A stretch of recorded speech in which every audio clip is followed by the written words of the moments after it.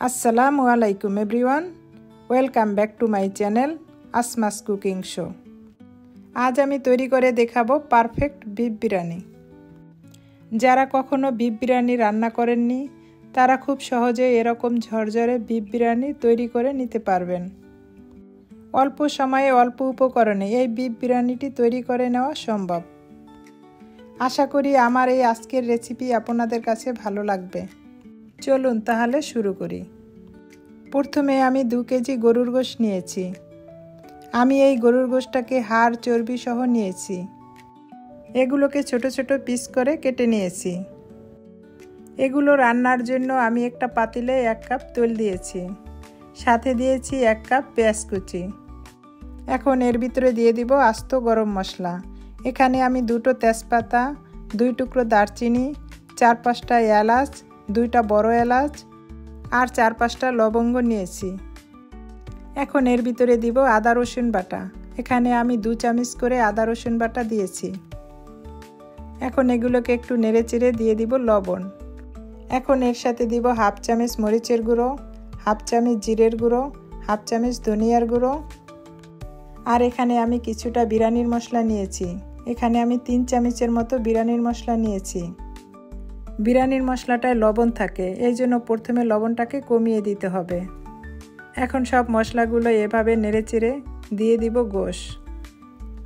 গোশতটাকে আমি আগে ধুয়ে পরিষ্কার করে ছেঁকে রেখেছি। এই গোশতটাকে হাতে মাখিয়েও এভাবে বসানো যায়। গরুর গোশত সিদ্ধ হতে একটু সময় লাগে, এই জন্য পেঁয়াজ রসুনগুলো বেশি ভাজা দরকার নেই। এগুলো সিদ্ধ হতে হতে এমনিতেই গলিয়ে যাবে। এখন আমি একটা সরা দিয়ে 20-25 মিনিটের মতো রান্না করব। এইদিকে আমি 2 চামচের মতো বাদাম বাটা নিয়েছি আর 3 চামচের মতো টক দই নিয়েছি। 20-25 মিনিট পরে আমি সরাটাকে উঠিয়ে গোশতটাকে একটু নেড়েচেড়ে এখন আমি দিয়ে দিব বাদাম বাটা আর টক দই।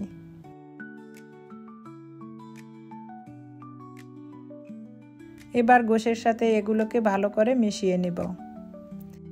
এগুলো ভালো করে মিশানো হলে এটাকে আমি 15 মিনিটের মতো রান্না করব। এই পর্যায়ে জালটাকে মিডিয়াম হিটে রাখব। 15 মিনিট পরে সরাটাকে তুলে আবারও গোশতটাকে ভালো করে নেড়েচেড়ে দিব। এখন এটাকে সরা দিয়ে ঢেকে আরও কিছু সময় আমি রান্না করে নেব। এখানে আমি 1 কেজি বাসমতি চাল নিয়েছি। এই চালটাকে ভালো করে পরিষ্কার করে ধুয়ে ছেঁকে রাখব। এখন আমি সরাটাকে তুলে আবারও গোশতটাকে নেড়েচেড়ে দিব। এই পর্যায়ে আমার গোশতটা প্রায় হয়ে আসছে।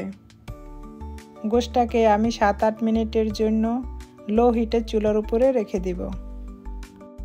এখন আমার গোশতটা বিরিয়ানির জন্য রেডি। এখন আমি বিরিয়ানিটা রান্না করে নেব। এখন একটা পাতিলে কিছুটা তেল দিয়ে নেব। এখন এর সাথে দিয়ে দিব কিছুটা পেঁয়াজ কুচি। এখন পেঁয়াজটাকে একটু ভেজে নিব লালচে হওয়া পর্যন্ত। পেঁয়াজটাকে আমি অতিরিক্ত ভাজবো না। পেঁয়াজটা যখন এরকম ভাজা হবে তখন এর ভিতরে আমি দিয়ে দিব চালটাকে আমি 5-6 মিনিটের মতো ভেজে নিব। এই চালটা যতটা ভালো ভাজা হবে রাইসটাও ততটা ঝরঝরে হবে। এভাবে একটু সময় নিয়ে রাইসটাকে ভালো করে ভেজে নিতে হবে। রাইসটা ভালো করে ভাজা হলে এখন এর ভিতরে আমি দিয়ে দিব পানিটাকে আমি আগেই গরম করে রেখেছি। এখন এর ভিতরে দিয়ে দিব স্বাদমতো লবণ। রাইসটাকে নেড়েচেড়ে এখন আমি সরা দিয়ে রান্না করব 5 মিনিটের মতো। 5 মিনিট পরে আমি সরাটা তুলে নিব। রাইসটাকে এভাবে নেড়েচেড়ে এখন আমি গোশতটাকে রাইসের ভিতরে দিয়ে দিব। এখন গোশতটাকে আমি রাইসের সাথে ভালো করে মিশিয়ে নেব। এভাবে ভালো করে মিশানো হলে এবার আমি সরা দিয়ে 15-20 মিনিটের মতো লো হিটে রেখে দিব।